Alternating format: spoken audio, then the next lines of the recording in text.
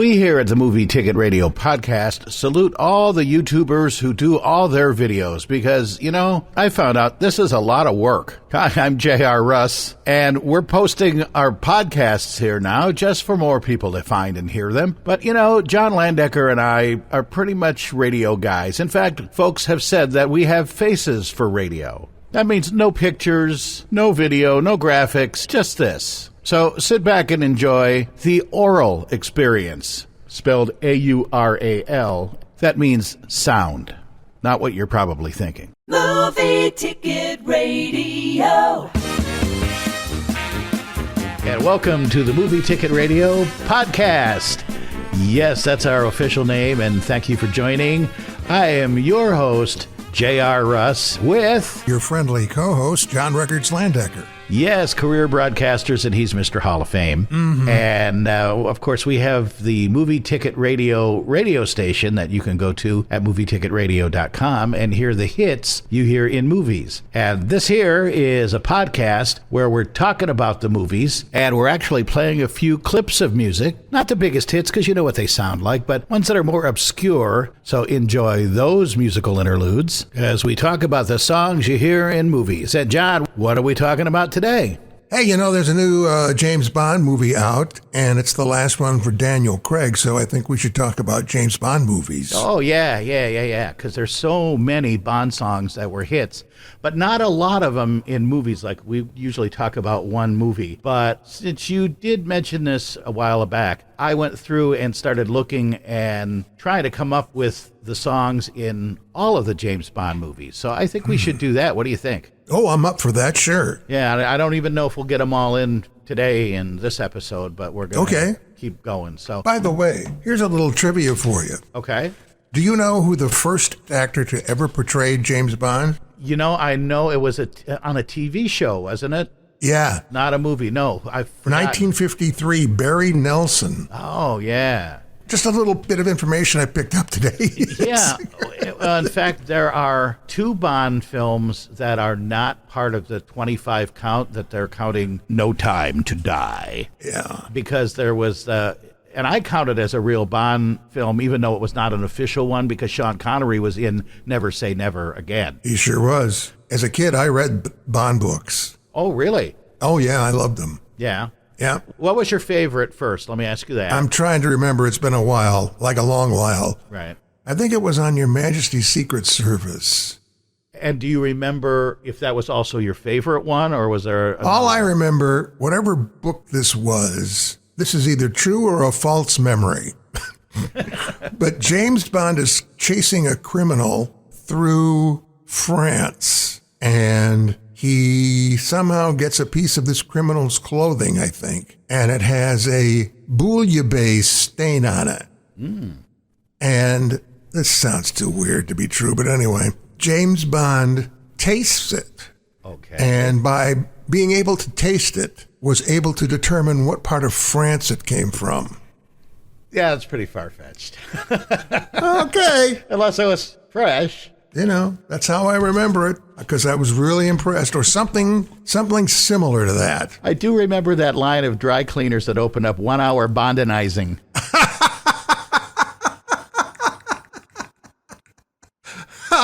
In fact, I've seen Bond cleaners. Have you? Yes. Nice. All right, well, maybe it's a spinoff. Who knows? That's pretty far-fetched. I guess, you know, for not having the CSI type stuff they had then, that would be pretty interesting. I thought perhaps it would, when you started to tell me, I thought you would just say he saw the bouillabaisse stain and there was only one restaurant in town that served it. But that's even more bizarre. Well, hey, Colt's here. Hi, Colt.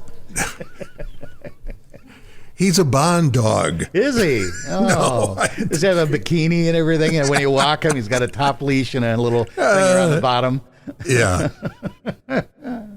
Okay, well, then that would really be the beginning, but the actual start of the movie franchise, as it is now, Dr. No. One of Colt's favorites, I can tell. 1962. And you think if he knew a lot, it would have been Dr. K-N-O-W, but no. No, it's Dr. No. And the James Bond theme is featured in all the Eon production Bond films in different versions, and it was in the gun barrel sequences at the beginning of the films, and the original theme was written by Monty Norman and performed by John Barry in 62 in the opening credits. It was a really bad kind of edit. They just faded out the James Bond theme, and they went into the Calypso-flavored Three Blind Mice. Yeah. Down in the Caribbean island. Yeah, it was billed Kingston Calypso. Right. They also had an untitled bongo interlude in the beginning. It was just kind of a weird opening sequence. You know, I have to say, if I have a bongo interlude, I'd like to know what it's called. Just me. Yeah, it would be nice. Come on, title it with something. At least bongo interlude. What if it was by the Incredible Bongo Band and their one bongo hit?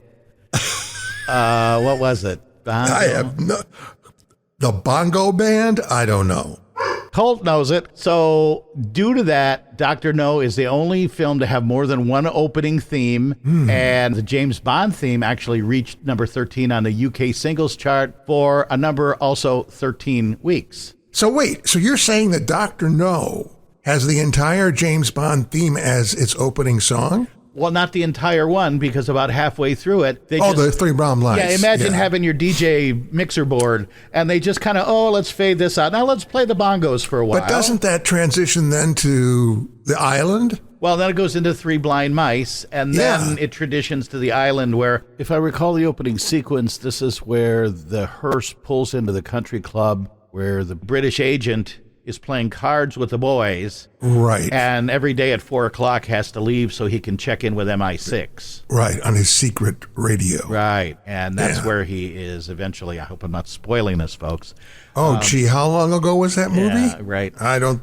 Spoiler alert, 40 years ago. No, would it be 60? 59 years. Yeah. I just grabbed the number out of nowhere. Yeah. He's then killed and put in the hearse, and the Three Blind Mice guys take him away. But that's how they kind of intro that. And it's kind of funny because the first movie, they didn't really know what to do with the music. And when Bond arrives in Jamaica, he is followed by Jack Lord, who is Felix Leiter, but you don't know that at the time. But he's looking a little sinister.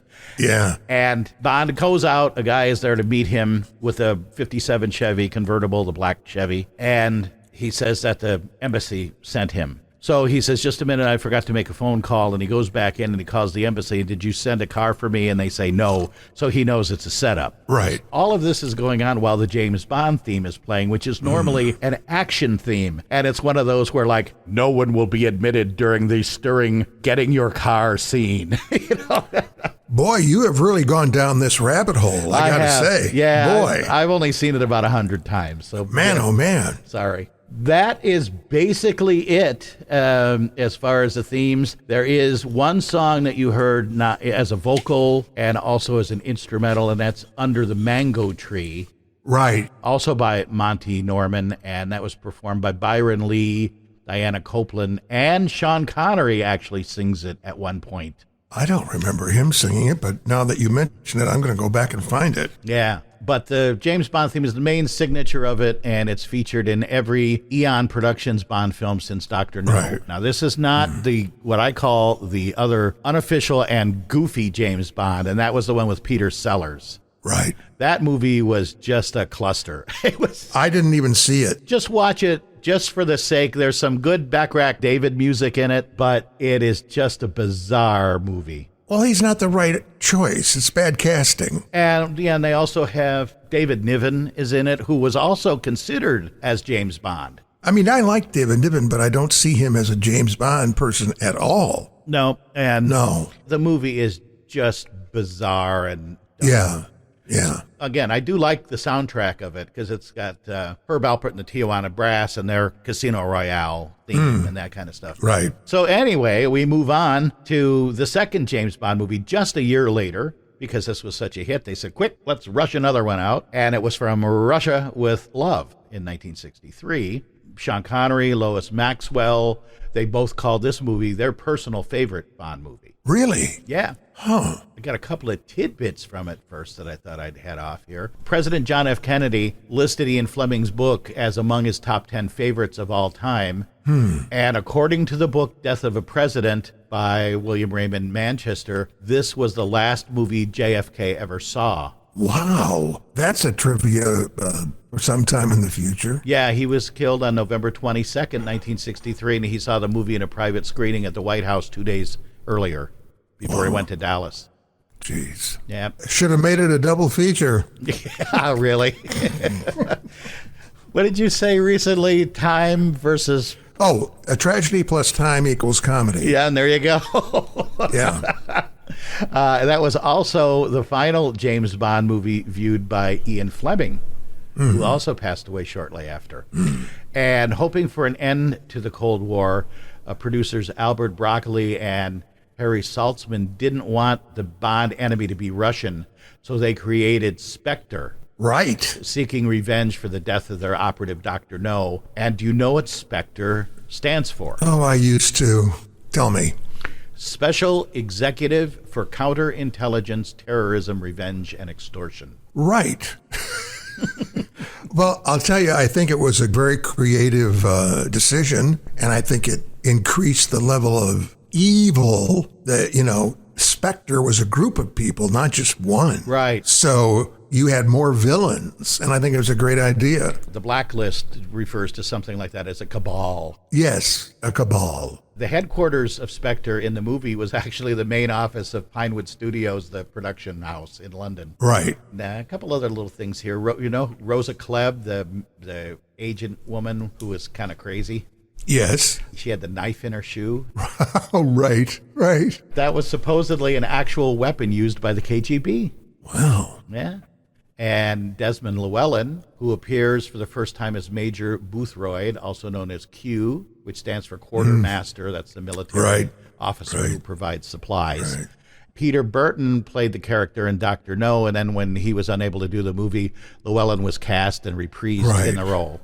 Right. There was a big helicopter scene in that, and the helicopter carrying director Terrence Young during the filming actually crashed over water and trapped him below the surface. But because it was one of those Bell helicopters with a big plastic bubble, he was in an air bubble and could breathe until he got rescued immediately. Oh, interesting. And he was a soldier. He immediately went back to the camera with his arm in a sling. The show must go on. It must. Yep. And one of the evil guys in it was Robert Shaw. Oh, yes. And he originally turned down the role of Donald Red Grant, calling the script rubbish. And then his wife convinced him to take the part, and lucky for him, because Steven Spielberg was convinced to cast him in Jaws as Captain Queeg after watching him in the movie. That's the way a lot of that Hollywood stuff works. Yeah. Somebody thinks it's a bad role, a bad script, but for some reason they get coerced into doing it. This time it was his wife. He does the film. The film turns out to be a gigantic hit, and Steven Spielberg gets him. I mean, this kind of thing happens all the time. Yeah, it's pretty amazing. And on a Tonight Show interview with Johnny Carson, he said he had to stand on a box because Connery was 4 inches taller. Wow. One last thing, we'll get on to the music and move on. In this movie, James Bond does not introduce himself as Bond. James Bond. Despite the fact that he does say it in the book on which the movie is based. So I guess they didn't think that would be catchy. Who knows? There's probably another choice that they made that went, maybe we should do that. So James Bond is Back is the opening theme, which is like the and then it goes into an instrumental version of From Russia with Love.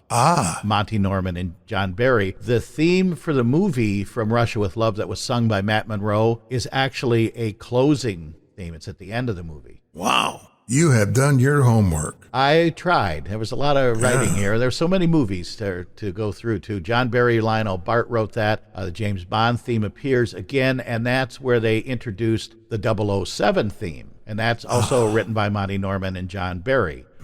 And there's a difference in the two. Are you aware? I am not. All right. The 007 theme is...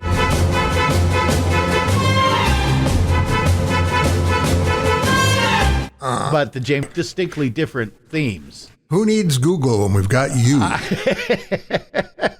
So the 007 theme, not to be confused with the Bond theme, is the adventure theme composed by John Barry for this film. The John Barry 7 had a pop chart hit with a cover version of Elmer Bernstein's theme to the Magnificent Seven, and it included theme beats repeated throughout the theme, and Barry used that in 007 and became a secondary theme for the Bond films used throughout the series that has not been used in its entirety since Moonraker. Wow. Now, here's a little piece of trivia. The piece of music was also used by Al Primo, news director of KYW TV in Philadelphia, for its longtime theme to Eyewitness News. Oh, man. And that was adopted by the Group W stations in Baltimore, Pittsburgh, Boston, and San Francisco, as well as other Group W stations, and also WLS-TV in Chicago. Wait, now, how did they get the rights, or did they not? They just went ahead and did it. I guess they had a music right. Maybe they didn't play more than a minute of it, and I guess they had free use. I don't know. Who knows? But the theme was also sampled by Big Audio Dynamite in the 1986 song Sight CMC. But I remember Channel 7 Eyewitness News. I think they had Fahey Flynn and Joel Daly. And that was, I was like, oh, cool, James Bond's on TV. So there you go. Very nice. Now, how long did we wait for No Time to Die?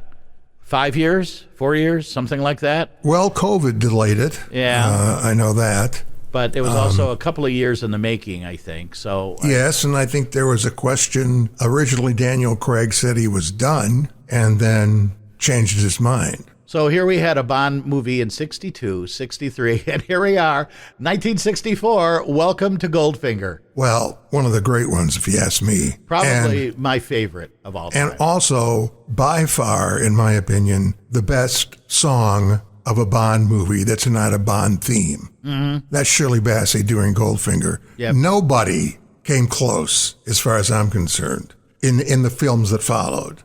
They tried, but it's just my opinion, you know. Well, she did two others that we'll get to.